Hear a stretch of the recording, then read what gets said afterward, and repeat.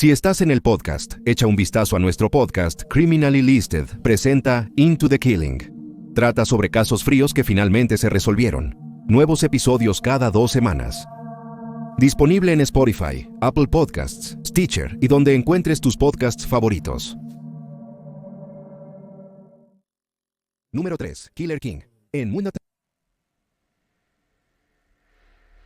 A finales de los 80, Stephen King, un respetado y popular escritor de terror, vivía en Maine. Habiendo ya escrito novelas ahora clásicas como Carrie, The Stand y The Shining, King estaba haciendo las rondas para promocionar su último libro, Firestarter, cuando asesinó a John Lennon.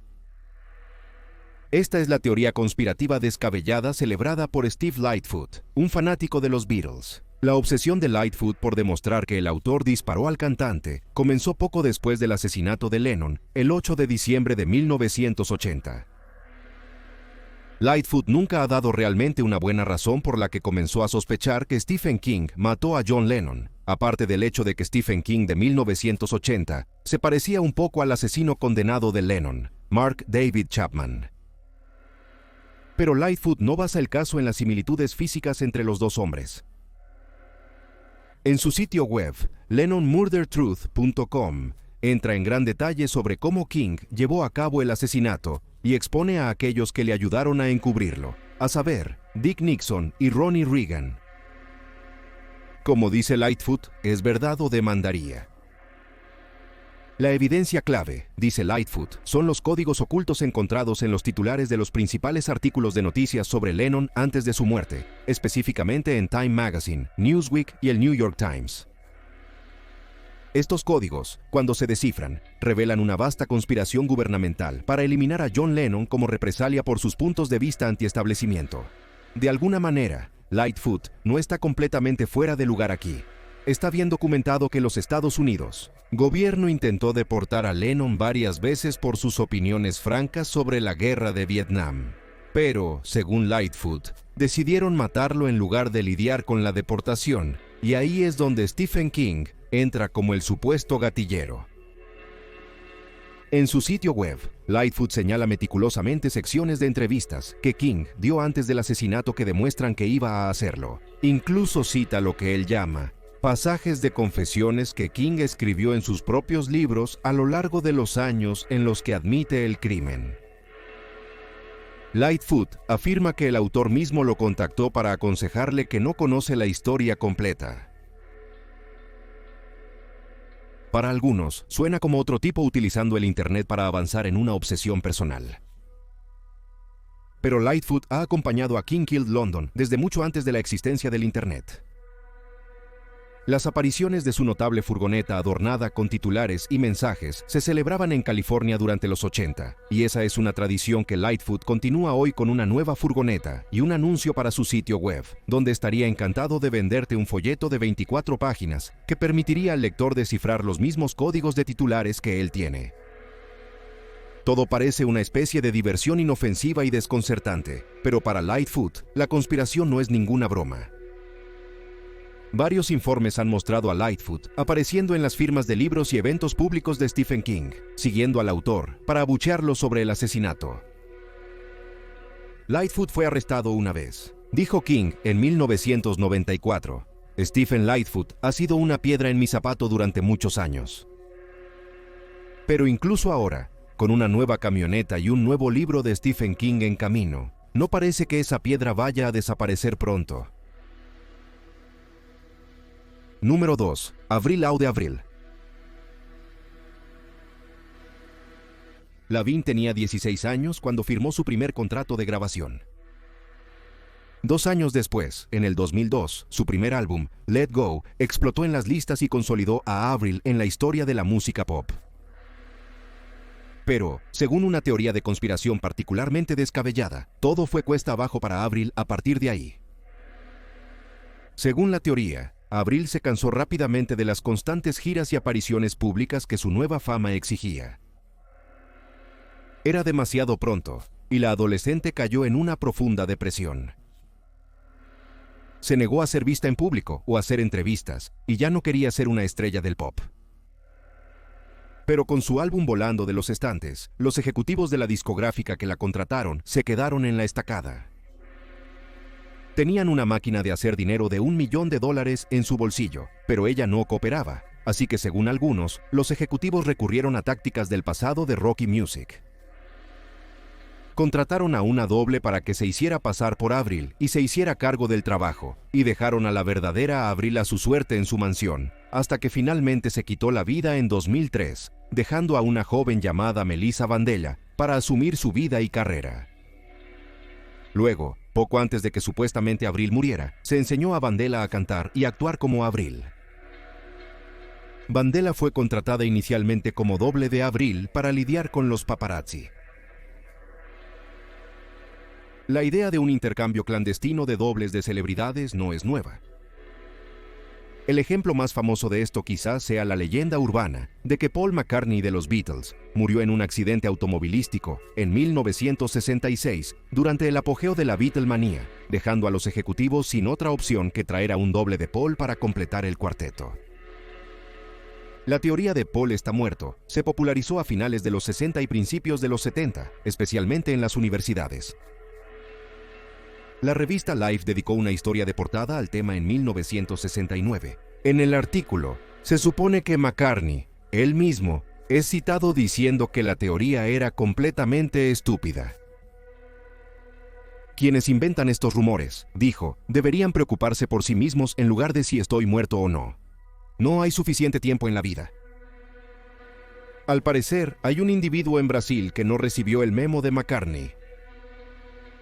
Después del lanzamiento del segundo álbum de Avril Lavigne, Under My Skin de 2004, este fanático brasileño comenzó a notar algunas diferencias peculiares, no solo en la música de Avril, sino en la cantante misma.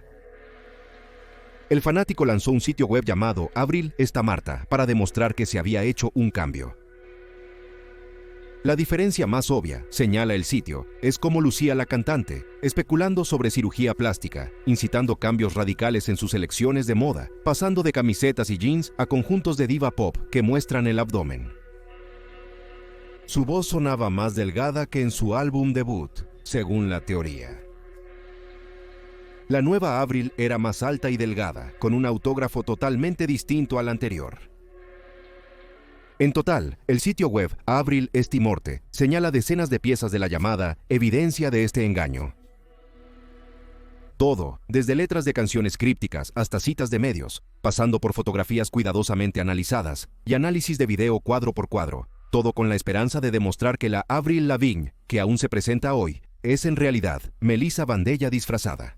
Todo para que los ejecutivos de la compañía discográfica pudieran obtener millones adicionales de su difunta vaca de efectivo.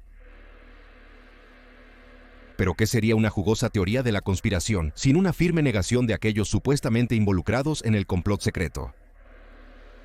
Bueno, la leyenda realmente cobró fuerza en 2011, resurgió con invenciones en 2019, finalmente obligando a la cantante a responder al estúpido rumor de Internet. Es tan extraño, le dijo a Entertainment Weekly, tan tonto y parece que también es complicado. Es el último. 1960 en América, y todo está al borde de un cambio fundamental. Los jóvenes que adoptaron el nombre de hippies y lo llevaron a cabo, se reúnen en grandes protestas en todo el país, tratando de poner fin a la guerra en Vietnam. Pero más que solo detener la guerra, quieren ser escuchados. Ya no son esos escolares bucólicos de los 1950, el movimiento juvenil de finales de los 60 realmente cree que si se unen, pueden cambiar el mundo. Y no están solos en esta creencia. Según múltiples biografías e incluso conversaciones grabadas, el presidente Richard Nixon creía que estos chicos traviesos también podrían lograrlo y no estaba contento con eso. Entonces, llamó al J. Edgar Hoover del Federal Bureau of Investigation para investigar su llamado problema juvenil. Más tarde, llamó al director de la CIA, Dick Helms, para hacer lo mismo. Y llamó a este programa de vigilancia doméstica el Plan Houston. El primer objetivo de Nixon fueron aquellos que consideraba portavoces de esta joven generación. los radicales del entretenimiento que creía estaban alimentando el descontento en su nación. Según una teoría, Nixon, Hoover y Helms hicieron listas de enemigos de aquellos en el mundo del espectáculo con los que necesitaban lidiar. Eran íconos hippies que hablaban y cantaban sobre estar a favor del amor libre y las drogas y en contra del gobierno. Personas como el dios de la guitarra, Jimi Hendrix. Hendrix se hizo un nombre al interpretar una emocionante versión del Star Spangled Banner en Woodstock en 1969. Pero para 1970 se enteró de que los federales estaban tras él, así que se fue a Londres para esconderse por un tiempo, pero parece que no fue lo suficientemente lejos. El 17 de septiembre de 1970, Jimi Hendrix murió de lo que los oficiales llamaron asfixia accidental. Concluyeron que se ahogó con su propio vómito después de tomar pastillas para dormir. Tenía 27 años. Luego, el 4 de octubre de 1970, apenas 17 días después de la impactante muerte de Hendrix, con un hippie aún de luto por la muerte de su hijo, la icónica del rock y blues Janis Joplin fue encontrada muerta en el piso de su apartamento de hotel. Pilar de la escena hippie en San Francisco, cuna del movimiento contracultural, Joplin había expuesto los beneficios del amor libre y el uso de narcóticos para abrir la mente a una forma de pensar libre. Según los oficiales, Janis tuvo una sobredosis accidental esa noche en su habitación de hotel.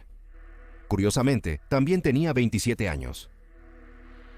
Otra voz del movimiento juvenil silenciada. En este punto, incluso alguien envuelto en humo de marihuana sería capaz de notar el comienzo de un patrón perturbador, especialmente si se le da la paranoia y una profunda desconfianza hacia el gobierno. Como el cantante principal y poeta de slam para la icónica banda, The Doors, Jim Morrison creció con esta mentalidad. Después de todo, él era un hijo de militar, moviéndose de base naval en base naval, siguiendo a su padre, un contraalmirante en los Estados Unidos. Para 1970, Marina. Quizás con información privilegiada de su poderoso padre, Jim vio la escritura en la pared. Después de grabar el álbum The Doors, Los Angeles Woman, Jim se largó de Dodge. Dejó Hollywood y América y se refugió en un apartamento en París con su novia, Pamela. Pero esperaba escapar de los tentáculos de largo alcance del plan antirradical de Nixon en Houston. Estaba completamente equivocado. El 3 de julio de 1971, 9 meses después de la muerte de sus amigos Jimmy y Janis, encontraron a Jim muerto en su bañera. La causa oficial de la muerte fue insuficiencia cardíaca, provocada por una sobredosis de heroína. No se realizó ninguna autopsia. Curiosamente, Jim Morrison también murió a los 27 años. Hendrix, Joplin y Morrison, todos críticos abiertos de la guerra y defensores abiertos de la cultura juvenil, todos muertos en un año. Es un poco difícil ver cómo alguien no vería un patrón nefasto en todo esto. Más tarde, la publicación de extensos archivos del Federal Bureau of Investigation sobre los tres cantantes respaldó la idea de que los fans los estaban vigilando. Entra el cineasta Larry Buchanan. En 1984, lanzó una película llamada Down on Us, que postuló por primera vez la idea de que la CIA o el Federal Bureau of Investigation habían asesinado a Jimmy, Janis y Jim, exterminando a los tres cantantes, a quienes llamó los flautistas de Ameline del rock. La película no fue bien recibida. El New York Daily News lo llamó, cito, el trabajo de un marciano cuyo entendimiento de la contracultura proviene de viejas ediciones de la revista Life, fin de la cita. Eso fue aparentemente lo suficientemente intrigante como para provocar una teoría de conspiración de todos modos. Como con muchas teorías conspirativas fascinantes, otros creyentes tomaron la idea y la propagaron. Finalmente, esta creció para agregar que debido a que Morrison había sido alertado por su padre de que el gobierno lo buscaba, en realidad fingió su propia muerte en París y continuó viviendo en Francia y luego en Nueva York, donde todavía vive hoy bajo el nombre de William Lawyer. O Morrison se hizo monje católico y murió en un monasterio español en 1974. Algunos han ido incluso más lejos, uniendo el hilo rojo delgado con la supuesta prueba de que la CIA creó a Charles Manson a través del lavado de cerebro para darle mala fama a la contracultura en la mente del público estadounidense. Por su parte, el director Buchanan cree firmemente que los eventos representados en su película son verdaderos, diciéndole al Phoenix Times en 1991, es una historia verdadera, absolutamente. Nadie ha desafiado nada de lo que ves en la película, y está feliz de que al menos logró que la gente hablara sobre la idea misma de conspiraciones gubernamentales de gran alcance años antes que Oliver Stone. Encendimos el fuego, dijo él. Disculpa el juego de palabras. Gracias por ver el video, ojalá te haya parecido interesante. Si te interesó, suscríbete. Habrá un nuevo video paranormal cada semana. Si acabas de descubrir este canal, visita también nuestro otro canal, Criminally Listed. Tenemos más de 325 videos que presentan historias de crímenes extraños pero verdaderos. Puedes encontrarlo en youtube.com/Criminally Listed.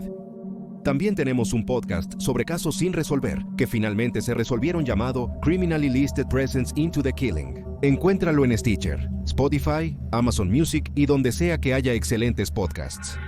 Eso es todo por hoy. Gracias por ver.